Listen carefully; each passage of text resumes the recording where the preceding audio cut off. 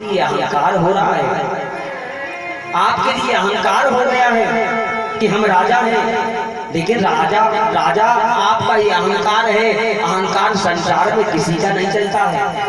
और मेरे भाई में कभी जीवन में अहंकार नहीं करना चाहिए, ना तो कभी लक्ष्मी का पैसे का अहंकार करना चाहिए और ना कभी बल का अहंकार करना चाहिए और ना कभी खूबसूरती का अहंकार करना चाहिए, कभी नहीं करना चाहिए।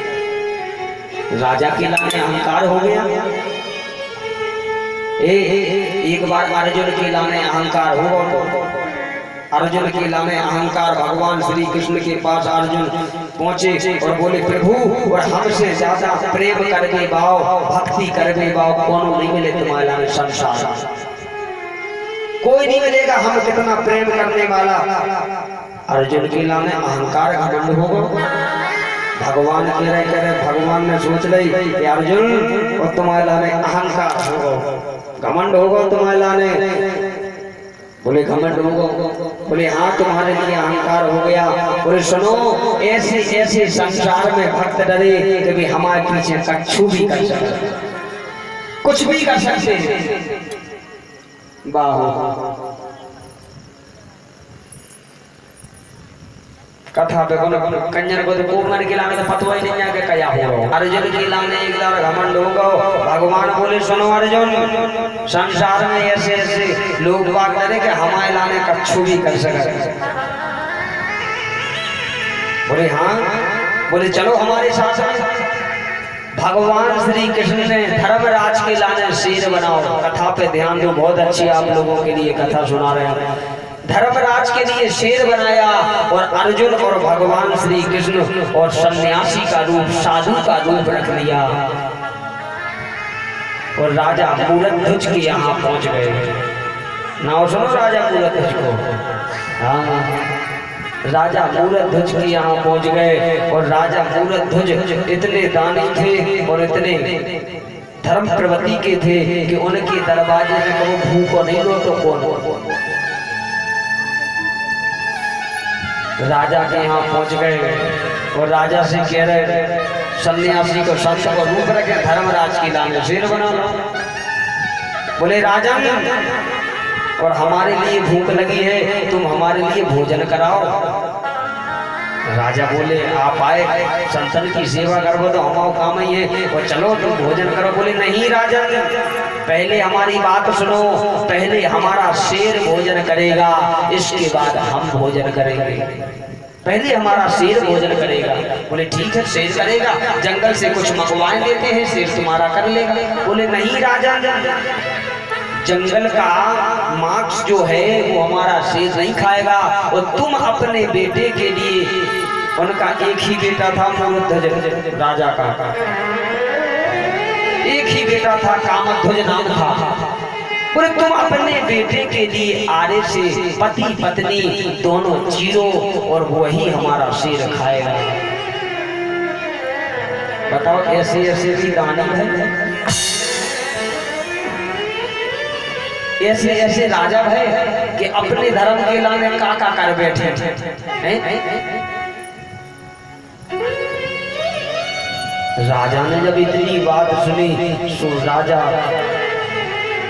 शुद्ध भूल गए। वो लोग क्या कह रहे गुरुजी, तुम हमें तो समझ में नहीं आ रही। काके बोले हाँ राजा, पति पत्नी दोनों तुम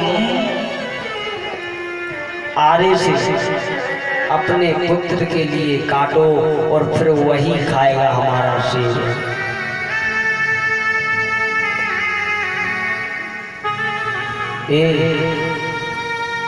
रानी और राजा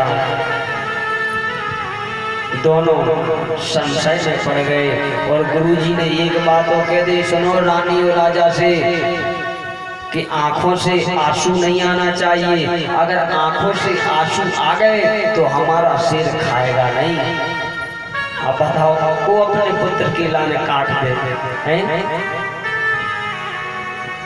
आंखों से आंसू नहीं आना चाहिए राजा। बोले ठीक है गुरुजी। ए रानी और राजा ने अपने लड़का के लाने बुलवाओ। बोले पिताजी बताओ क्या बात है, और काय के लाने बुलवाओ। बोले बेटा ऐसी ऐसी बात है, और दो गुरुजी आए हैं, वो बोल रहे हैं कि आरे से अपने बेटे के लिए काटो और तभी वो भोजन शेर उनका करेगा। बोले पिताजी कैसी बातें कर रहे, कम से कम कछु हम तुम्हारे काम तो आए, ऐसे पुत्र हो। बोले कछु हम काम तो आए।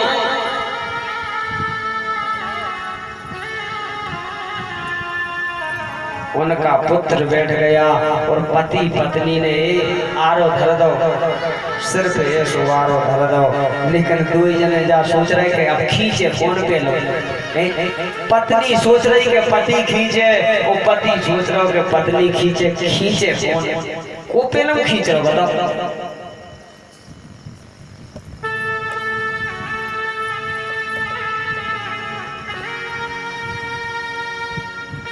सन्यासी ने संत ने कह दी कि आंखन से आंसू ना आ जाए तुम्हारे, अगर आंसू आ गए तो जा समझ लियो कि हम और शेर खा नहीं सकते। रानी और राजा संशय में पड़ गए। बताओ कौन पहले आरे के लाने खींच रहे हो। जब किसी ने आरे के लिए नहीं खींचा तो वो और कामध्वज अपने आप हिलने डुलने लगे, अपने आप हिलने डुलने लगे, तो अपने आप हाथ चलन लगे। रानी राजा के दोनों की अपने आप हाथ चलन लगे। जब मेरे भाई ने यहाँ तक आया और जब दो धड़ हो गए, आरे से काट दिया, एक आंख से आंसू आ गया, दाएं आंख से आंसू आ गया। भगवान बोले जो सन्यासी का रूप रखे थे, क्यों? मैंने कहा था कि आंसू नहीं आ जाए, तुम एक धड़ अब जंगल में थकवा दो, एक धड़ ही खाएगा शेर हमारा। अब तो दो जने पति पत्नी रोने लगे। बोले गुरुजी ऐसा नहीं करो। बोले हमने कहा था कि तुम रोना नहीं, अब तुम दोनों रो रहे हो। बोले नहीं, हमें ई को बड़ा नहीं लग रहा कि हमने आरे से काट दो, हमें ये बुरा लग रहा है कि एक धड़ तुम जंगल में थकवा रहे हो, एक शेर खाएगा। कम से कम दो ही खा ली तो रती, एक धड़ जंगल में ठुकवा दिया और एक धड़ शेर ने खा लिया। अब भगवान जो सन्यासी को रूप रखे थे बोले चलो अब हम दोनों के लिए भोजन करना है। और सुनो राजन, तुम्हारे घर जब करें हम भोजन, जब तुम्हारे लड़के के साथ में बैठ के भोजन करेंगे।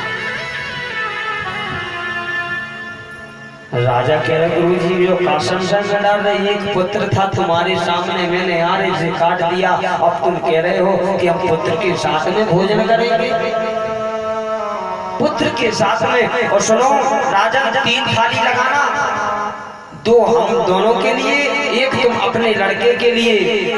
राजा रानी और रो रहे, देखो मजाक छोड़ा रहे सन।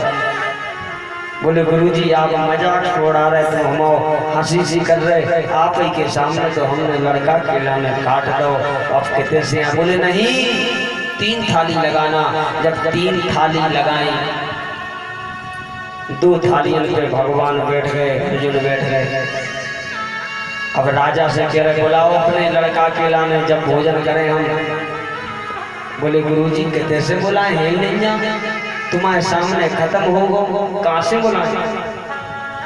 बोले बुलाओ जब ही भोजन करेंगे हम। रानी और राजा रो रहे। बोले कितने से बुला? बोले आवाज दो।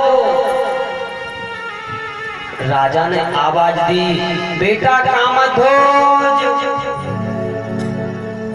गुरुजी वो नहीं आएगा क्योंकि आपके सामने ही काट दिया। वो कहां से आएगा, वो तो मर चुका है, कहां से आएगा?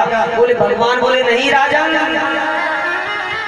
आवाज दो तुम। एक बार और आवाज लगाई, बेटा कामध्वज। गुरुजी वो नहीं आएगा। कहां से आएगा? वो नहीं आएगा। भगवान कह रहे एक बार और आवाज दो। जब जोर से एक बार और आवाज लगाई, बेटा कामध्वज। इतने में से उनका लड़का कामध्वज दरवाजे से निकल के आया और भगवान के पास में बैठ गया। पति पत्नी राजा रानी दोनों और भगवान के चरणन में गिर पड़े, प्रभु तुम आओ। कौन हो? अर्जुन और भगवान अपने रूप में आ गए। धर्मराज शेर थे भी अपने रूप में आ गए। बोले प्रभु ऐसी कठिन परीक्षा तुमने हमारी काय ली, और प्रभु ऐसी कठिन परीक्षा तुमने ली है। भगवान कह रहे कि मांग लो वरदान का चाहे। बोले वरदान हमारा ने ये कही दो कि प्रभु कलयुग में किसी की ऐसी परीक्षा नहीं लेना, नहीं तो प्रभु और तुम्हारा अपमान होगा, तुम्हारी हंसी हो जाएगी और कोई परीक्षा में पास नहीं हो पाएगा। बस हमारे लिए यही वरदान दो। आज अर्जुन को घमंड चूर होगा। अर्जुन के नाने घमंड होगा कि हमसे चाहने वाला कोई नहीं मिल सकता है, हमसे प्रेम करने वाला और हमसे भक्ति करने वाला भगवान तुम्हारे लिए संसार में नहीं मिलेगा। तो आज अर्जुन का घमंड चूर हो गया। जड़ भरत कह रहे मई के महीना जाओ कथा। जड़ भरत कह रहे राजन तुम्हारे लिए घमंड हो गया है, अहंकार हो गया है। अहंकार करना अच्छी बात नहीं है। और तुमने कहा कि हम इंद्र की वजह से नहीं डरते, भगवान शंकर के तीसरे नेत्र से नहीं डरते।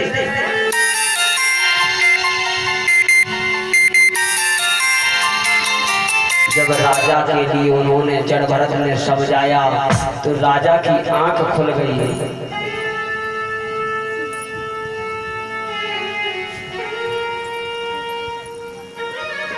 जब राजा ने देखा कि आप ब्राह्मण देवता हो, बोले हाँ हम ब्राह्मण हैं। राजा ब्राह्मण थे। जड़ भरत के चरणन में गिर पड़े, क्षमा कर दो और ऐसी शिक्षा देवी बा हमारा ने कभू को नहीं मिलो, हमारा ने अहंकार हो दो। तो मेरे भाई बहन अहंकार अच्छा नहीं होता है। राजा रावण था जिसके एक लख पूत सबालक नाती, जिसके वचे ना दिया ना बाती। अहंकार करना अच्छी बात नहीं है।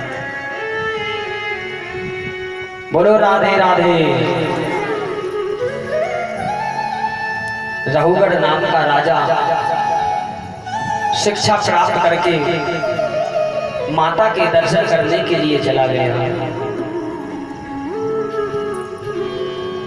और नवदुर्गा के दिन चल रहे, बहुत अच्छे दिन चल रहे हैं।